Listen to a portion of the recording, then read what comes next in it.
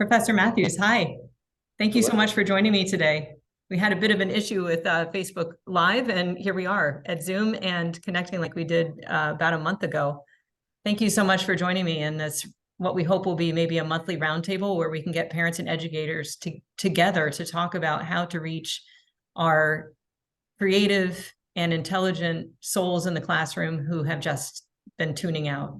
If you wouldn't mind introducing yourself, that would be wonderful. Sure. So I'm Michael Matthews. I'm a professor and I work at University of North Carolina at Charlotte. And my field of study is gifted and creative education.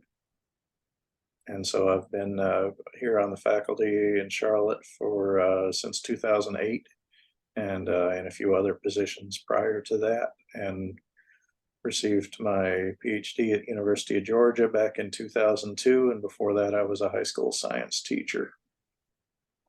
And so that's sort of the brief version of what got me to here where I am today. But one of the things I'm interested in is underachievement in high ability students. And so that's my interest in the topic today. Thank you so much. Yeah, that's what brought us together, is a sincere desire to understand and to reach these high ability kids who are just not motivated, not engaged in school. And so I'm Alli Krug. I'm an epidemiologist by training, but mother of two boys, one who's just graduated high school and one who's in high school. And I've been working on trying to understand my kids for over a decade now.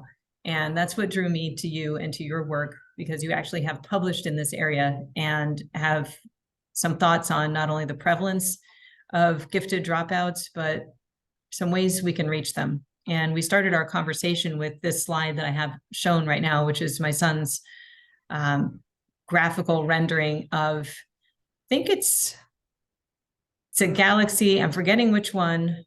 I should know this, but what I do remember very clearly is those little red dots.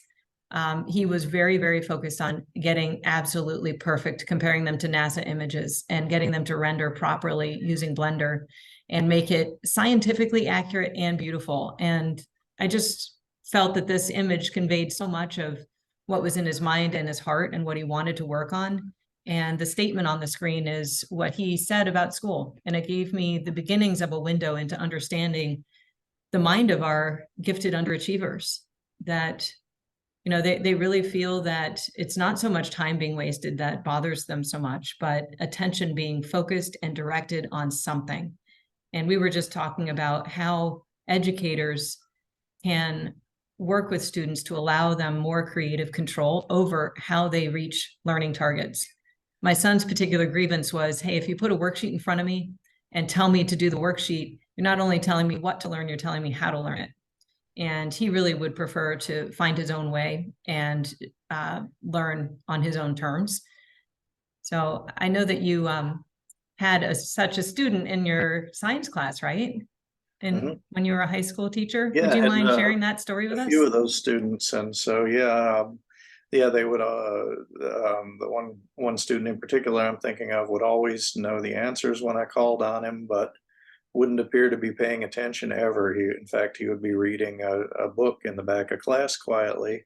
And because he wasn't disturbing anything, I would try to bring him into the conversation about the science content. He would tell me whatever I asked, and then he would go back to reading his book. And so there wasn't anything I could really do to get him any more to pay any more attention than he already was. And of course, now that I'm looking back on that in hindsight, I was pretty new to education at that time. And, the things that we teach people in gifted education now are that one of the ways you can increase student engagement is by giving them greater control over how they learn things. And so, as I was saying earlier when we spoke, it's important from the teacher's point of view to have things set up so that there is a clear endpoint of learning, or a point that you're trying to bring your students to, but then giving them the control over how they show you that they've learned those things is where their creativity can come into play and can make them more motivated in their own learning, and then also can make it more interesting for you as the teacher, because you're not reading 30 of the same product over and over and over again. That gets really boring. You're having a little more variation in what you're grading. And so the hard part of that, of course, is setting it up so that you can explain both to the students ahead of time what your expectations are, and then also to parents or administrators or others who may ask you, well, what exactly did they have to do here? And how did you assess their learning and so forth? So those are the tricky parts. Yeah, that is something that I hear frequently, is how can we ensure equity in grading? We want equity in ability to grow and learn, which is that creative control you talked about, but how do we ensure equity in grading? I'm not sure if maybe sometime in our next roundtable, you might be able to provide some specific strategies maybe for educators about how to do that. Yeah, I'll have to look and see. I don't actually teach our curriculum classes, which is where we really get into the details of that. I have taught them in the past, but they're not the ones I teach every year like some of my other courses. But I'll look and see what I can come up with. Or maybe somebody could join us. Which courses are you currently teaching? So right now I'm finishing up teaching our introductory nature and needs of gifted students course. And so that's a general survey, sort of an overview of the field of gifted education, its history, and who are the students that we're talking about, how are they identified, particularly in North Carolina, but also elsewhere. And then what do schools do for them once they've identified them as being in need of additional learning or different learning experiences. And I'm just going to shift slides here a little bit if I can. To what degree, when you identify these students, do you kind of categorize them according to giftedness? And is that necessary? In the literature, it talks about highly, exceptionally, profoundly gifted. How important is that to get that kind of a sense of where a student is? Yeah, it can be to some extent, but it's also sort of a later step in the process, because I guess the first step is sort of looking at the rules, which typically are enacted at the state level. No, So, I said 12:45. Sorry for the background noise. We're at a hockey rink. My schedule is absolutely jam-packed, so this is where I am today. And it's 90 degrees outside. It's probably warmer where you are, right? oh yeah. So it's impossible to work out of the truck like I normally do because everything will overheat. I apologize for that.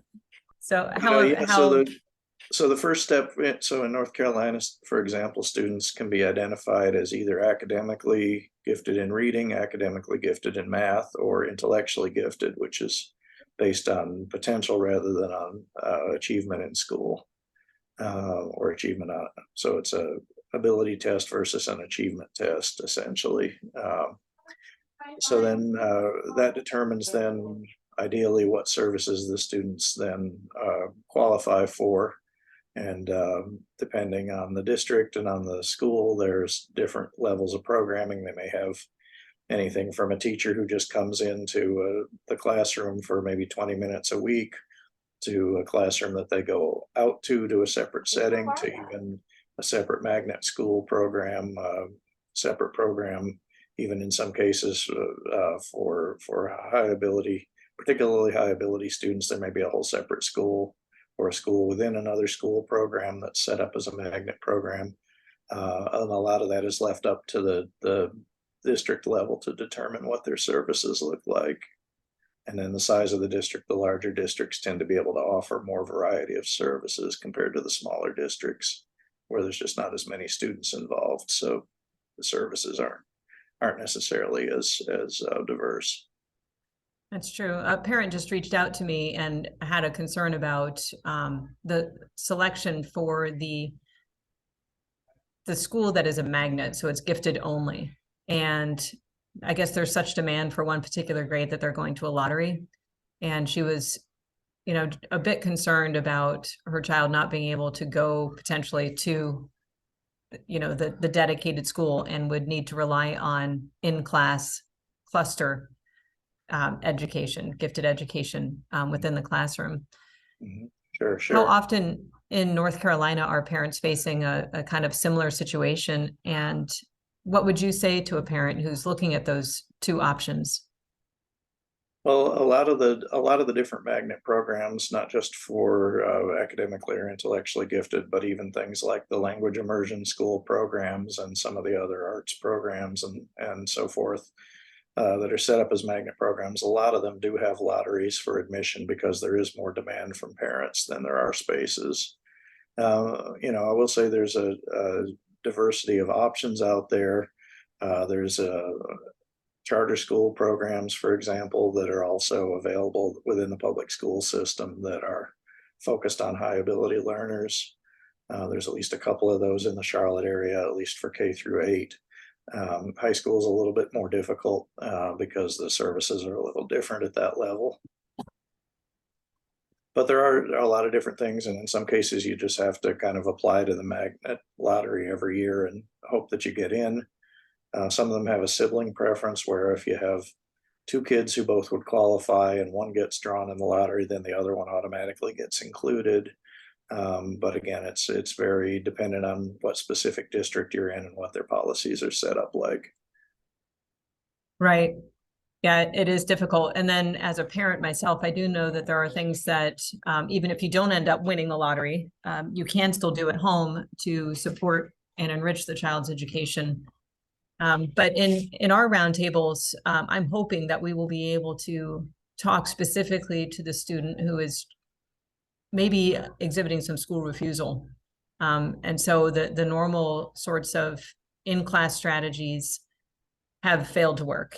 And that gets us to this point. This slide here talks about dropouts, high school dropouts. And I think we often think of, the stereotypical high school dropout maybe is not somebody who is of high intellectual capacity. But the truth is, I know one who would have dropped out if he could have. And I am not certain it's uncommon. In fact, you've done research in this area and have a sense of gifted high school dropouts.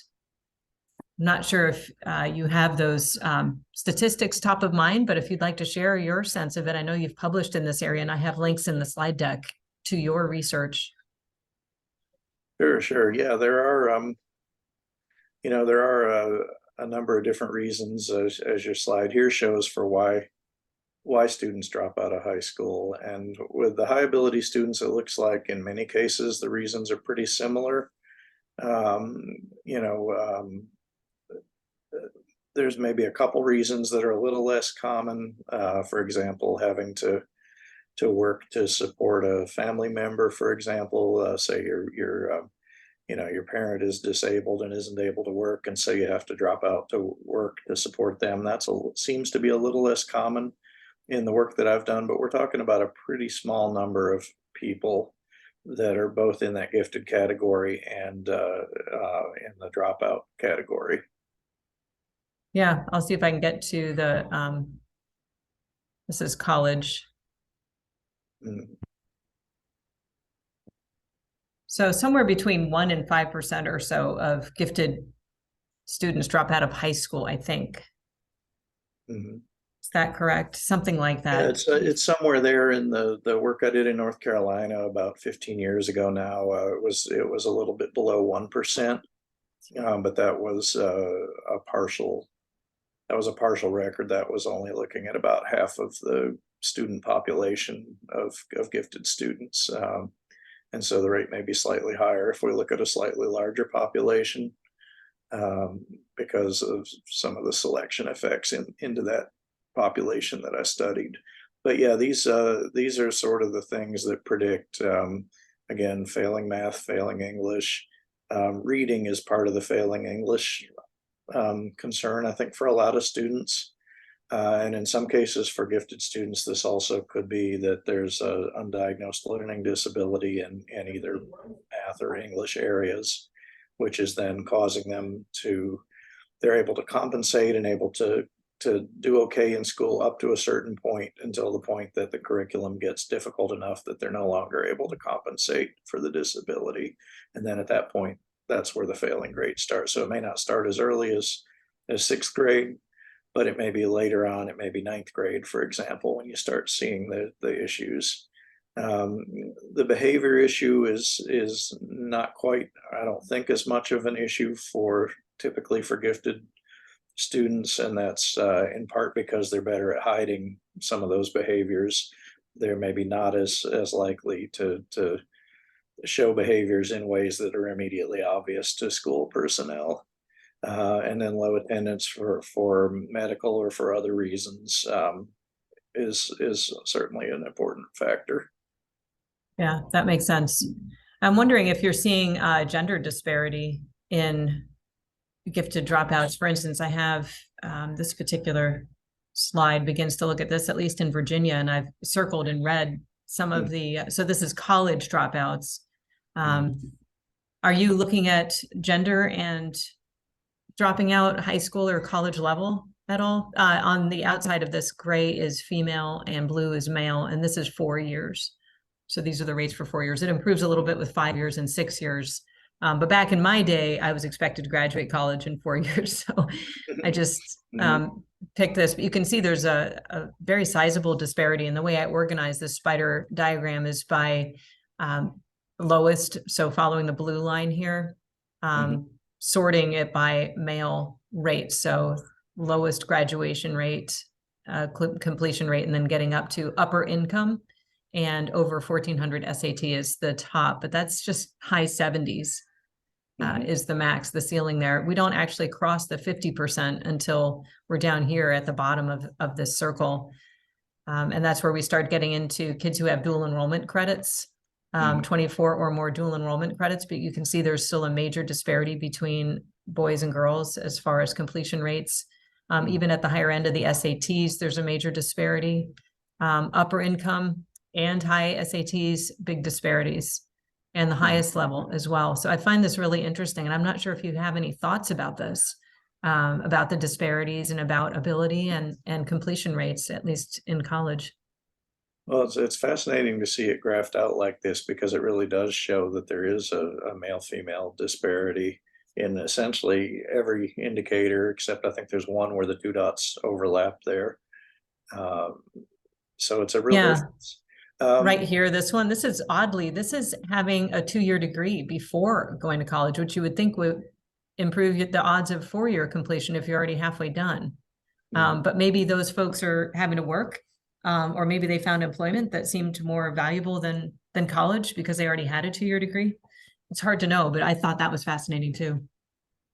Yeah, that's certainly possible. And you know, the other one I don't see that maybe is on here and I'm missing it, but I don't see having a family of their own, and that's often a concern, especially for high ability young women, where they you know, they start a family when they're 19 or 20 years old and realize that raising a small baby and being a full-time college student or even a part-time college student, it's really difficult to do both of those things well at the same time. Yeah, that data was not available. This is Virginia statewide data, but I didn't see that available now. So yeah, my colleague Lori Flint, who's at East Carolina University, did some real interesting work a few years ago looking at how males and females expressed their underachievement. And it was a retrospective study where she was looking at people who were successful adults who had been underachievers, and many or most of them had dropped out of high school, but then had sort of come back and become achievers and had successful careers as adults. And she found some interesting male-female differences there, where the male students, or the male adult males that she talked to, they were a lot more interested in sort of showing off that they could underachieve and still get by, whereas the young women typically were much quieter. They said, yes, I underachieved, but you know, I made C's so that I would pass and just kind of skate by, but I knew I wasn't working up to my potential. So that's she's got some interesting. other interesting differences in there, but I'd like to see somebody follow up on that work, because that's been about 15 years ago now that she was doing that work, and it's fascinating. Who is that, did you say? Her name is Dr. Lori Flint, and she is at East Carolina University. Okay, check that out. Yeah, some of what we know about males and females is that males will be more likely to apply for a job that's a little bit above their ability, say. There's a little bit more bravado, a little bit more self-concept, higher self-concept, whereas girls won't do that. They'll say, oh, I'm not qualified, and they won't actually overshoot at all. They might not even apply for jobs that are within their reach. So it seems somewhat analogous to what you're describing here, the cool factor, yeah, I can underachieve and still do fine. I don't need to do all that work, and I can go do what I want and chart my own way. But I do agree with you that we should continue to look at that and where they end up and how they end up faring. Mm. That might allow us to speak to young people in the moment, and say, hey, we have actually followed these folks out, and it doesn't actually pan out as well as you might hope. But I do find that the time horizon for young people is really difficult to address. I mean, they're thinking in the moment, right? They're not really thinking 10, 12, 15 years out. I remember talking about the income differential for going to college or not, and what that adds up to over a lifetime. And even that appeal didn't make any difference, because for my son, the most important thing to him was creative control over what he wanted to do, being able to pursue his passion, not following a linear progression of, academic courses in university, and just really wanted to be self-directed. That was the single most important thing to him. So I think, for parents, including myself, who are very much locked into, success depends on X, Y, or Z, it's helpful to hear from people like you that we're not alone, and that this is not horribly unusual. And the more I opened up about our particular story, the more I heard from other people saying, oh yeah, I have a cousin like that, or my uncle's like that, or oh yeah, every single family had somebody who went their own way. And very often they ended up being successful, but they had a rocky start to begin with. Right. Yeah, it's yeah, what I tell people is it's more difficult to not pursue the conventional way. It doesn't mean you're not going to be successful ultimately, but it is more difficult because there is more of having to figure it out on your own. How do I do this or that?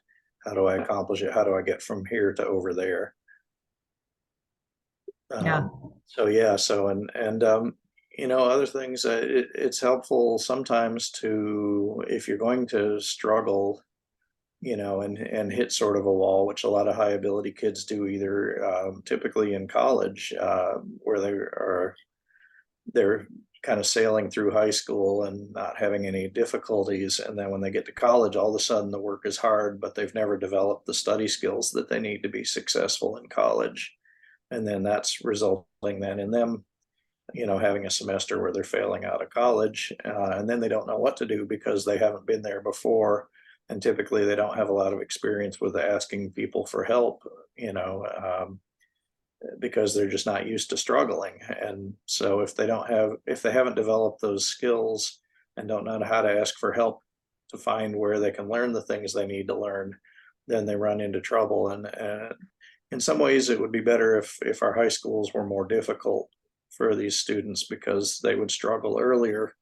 And then by the time they were in college, they would know, okay, this is hard, but here's the skills and strategies that I know to do things when they get harder, rather than the higher stakes, having trouble in college and then you're in trouble you have to get back in, and how do I do that, and so on and so forth. Right. You make such a good point. Maybe we'll close with this point as a teaser for parents to join us the next time when we have another one of these. But yeah, the differences between AP exams to add a bit of spice and challenge, and dual enrollment, what the risks are to your academic record, the fact that if you do fail out, there's no academic amnesty at a lot of these colleges that follows you, and how difficult that is. You can't just purge your records very easily.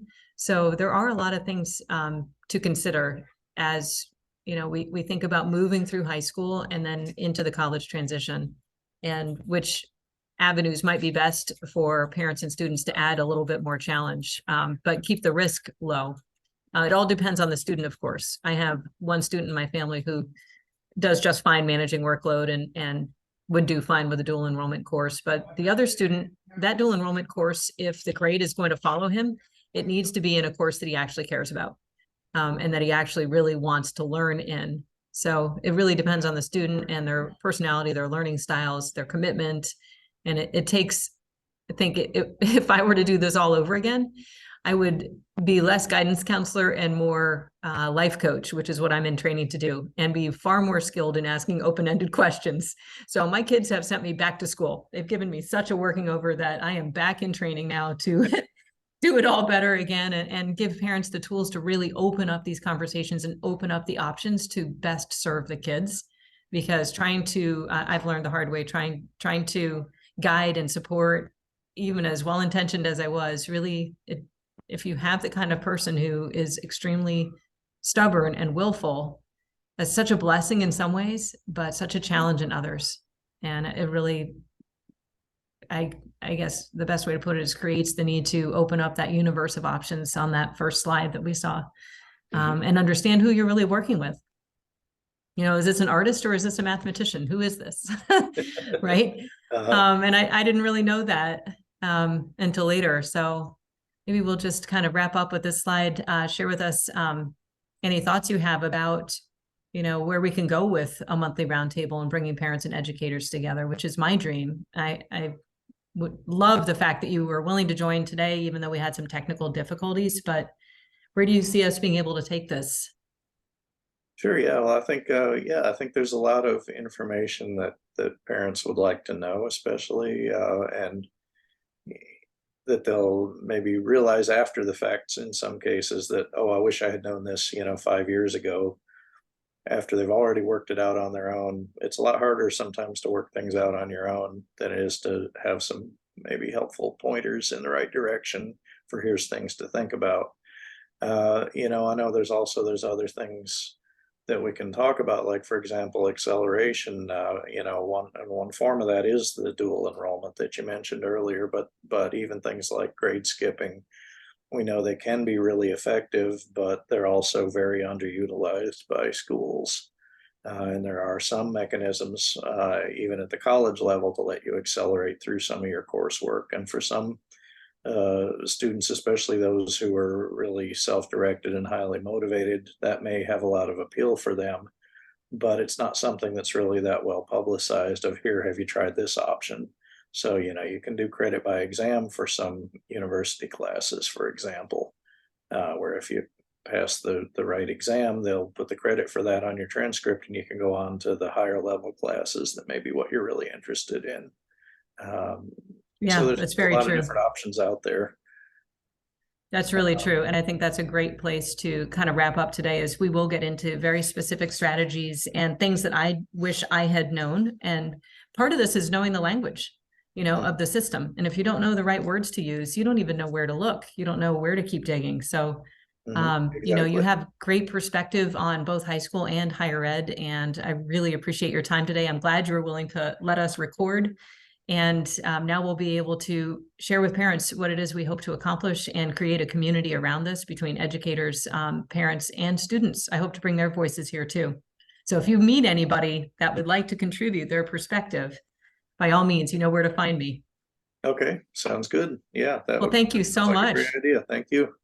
Good luck grading, finish grading, and Thanks. have a wonderful summer. Yeah, you too. All right, I'm going to stop recording.